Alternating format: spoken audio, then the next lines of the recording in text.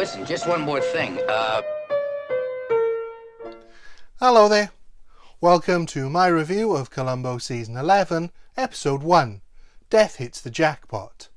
First broadcast on December the 15th, 1991 on ABC. Written by returning writer Jeffrey Bloom and directed by returning director Vincent McEvity.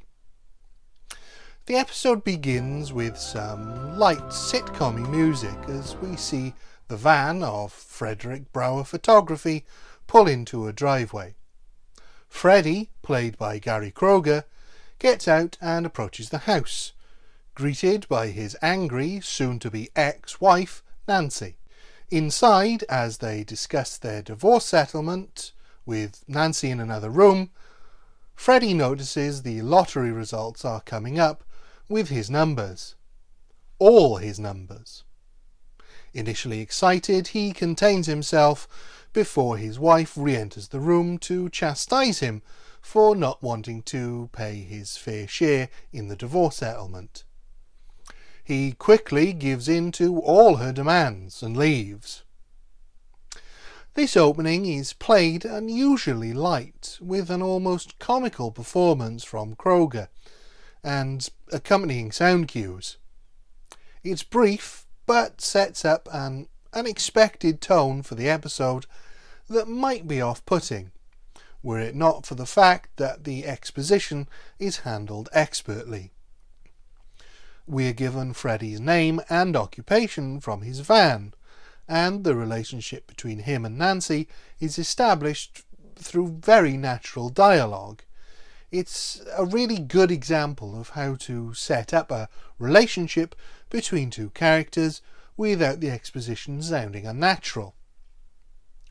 The next day, Freddie visits a jewellery store, but it's not to spend some of his newfound wealth, it's to visit his uncle, Leon, played by Rip Torn, putting on an accent reminiscent of Foghorn Leghorn.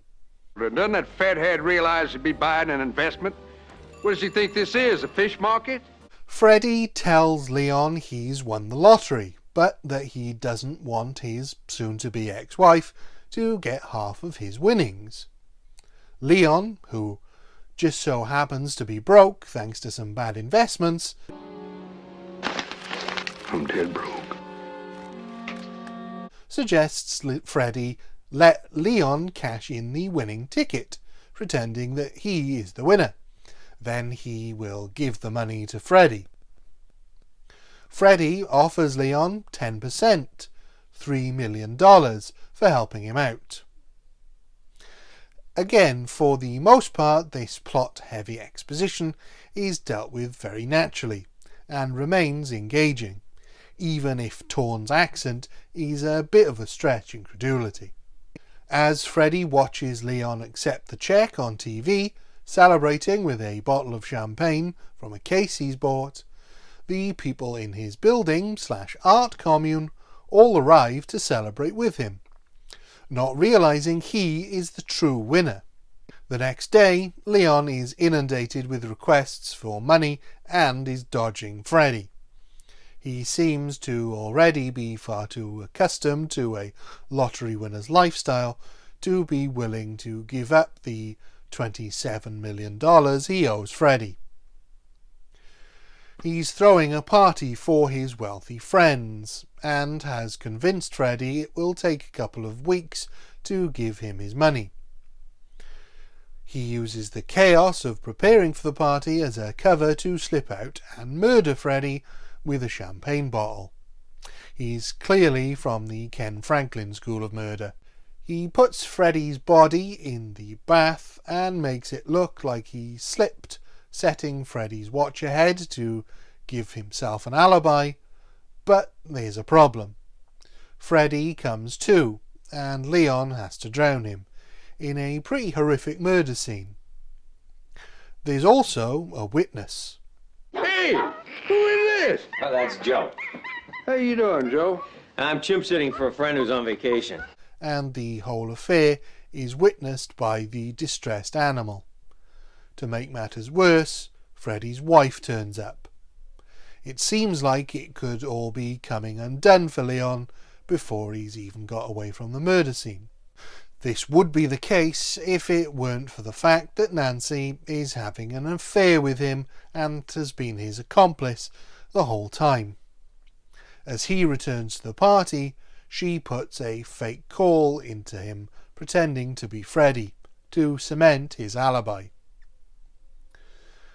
A neighbour in Freddy's building hears the chimp in distress and calls the police, which brings Columbo onto the scene.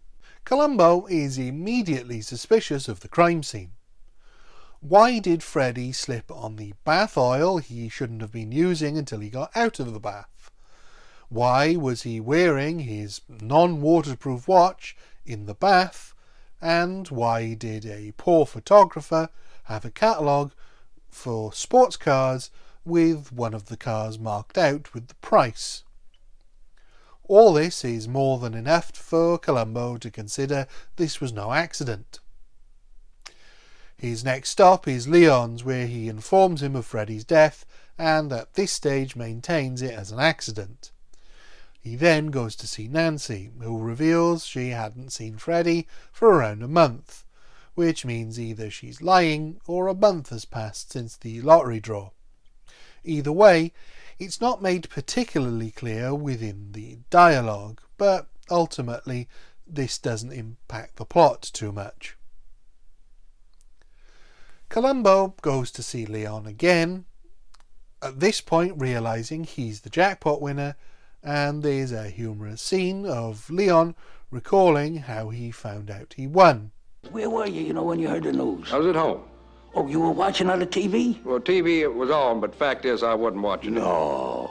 Well, So you didn't see any of those boards that come out with the numbers on it? No, I never saw any of them balls. You didn't see them? Then I started yelling. Yeah, so what did you say? Wait, honey? Honey? This quickly fades as Columbo questions Leon about Freddy's watch, which Leon says is waterproof, but Columbo reveals it's a fake, which Leon was unaware of and can't then explain why he was wearing it in the bath. I think it's at this point Columbo suspects Leon and turns up at Freddy's funeral to probe further, and is also able to charm the other mourners enough to give him a hint at the motive, thanks to the car catalogue he found at Freddy's. Back at Freddy's apartment, he notices that the lens settings on Freddy's camera just so happen to be the winning lottery numbers, and the pieces of this fairly complex puzzle are falling into place. The way the clues are dotted throughout the episode is very well paced, and while we already know what the clues are, the way Columbo discovers them feels very realistic. There aren't any great leaps in logic that Columbo needs to make, and yet at the same time they are things that most people would overlook or dismiss. Columbo catches up with Nancy just after she's had a rendezvous with Leon, where he tells her they shouldn't see each other for a while, and she demands her half of the lottery winnings. Columbo questions her about her divorce, and she plays the emotional distress to explain why she didn't sign the divorce papers Freddy had sent her. Of course, the real reason was that she knew about the lottery win and so had to remain married to Freddy to make sure he gave his ticket to Leon. She thinks she's convinced Columbo and calls Leon to tell him, but Leon isn't convinced and Nancy appears to be starting to unravel.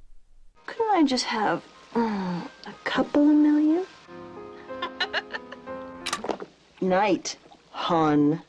Columbo then lets Leon know that he found the winning numbers printed on Freddy's camera lens, conversationally, and Leon says that he gave Freddy the camera as he was also something of a shutterbug himself. Columbo then continues to bait his trap by visiting Nancy and letting her know that Freddy was murdered. We don't see the rest of the conversation the two have together, but he catches up with Leon at an auction, where he is expectedly disruptive, and this is where he tells Leon it was murder. This cracks Leon's previously cool exterior, and he storms out of the auction, closely followed by Columbo, who is ready to reveal all. He gets Leon to confirm the costume he was wearing on the night of the murder, before revealing the medallion Leon said he had worn had a fingerprint on it, that of the chimp. It's at this point Nancy is brought in, and Columbo tells her Leon is going to be arrested and she will get the lottery money as the ticket belonged to Freddie, and, as they were still married when he died, she is entitled to all of it. This causes Leon to confess, and as a result they are both arrested. Despite some of the unusual choices at the start of this, it still is a very good episode, with a fairly complex plot delivered incredibly simply and solved in a methodical and logical way by Columbo. It all hinges on the greed of Leon and Nancy, and to a lesser degree Freddie. Had any of them been honest about the money, they would have come out ahead, but Freddie's greed leads to his death, Leon's greed leads to him committing murder, and Nancy's greed puts her and Leon in jail. At first I thought the addition of the affair was perhaps too much, but it's an important cog that makes the story work, as without it Leon would have less incentive to kill Freddie, and Nancy wouldn't have been there at the end to make Leon give them both up. Leon might well have accepted the $3 million, and we'd have no episode, but that extra twist gives him more of a reason to want to kill Freddie than just the money. Despite Rip Torn's somewhat over-the-top accent, the performances are all excellent. Jamie Rose is particularly good as two-faced and deceitful Nancy. Torn is charming and belligerent when he needs to be, and the supporting turn from Mrs. Voorhees herself, Betsy Palmer, is perfectly pitched to make Leon look like a particularly horrible character. I really can't think of much that detracts from this episode, so I think I have to give it a 5 out of 5. Thank you. Goodbye.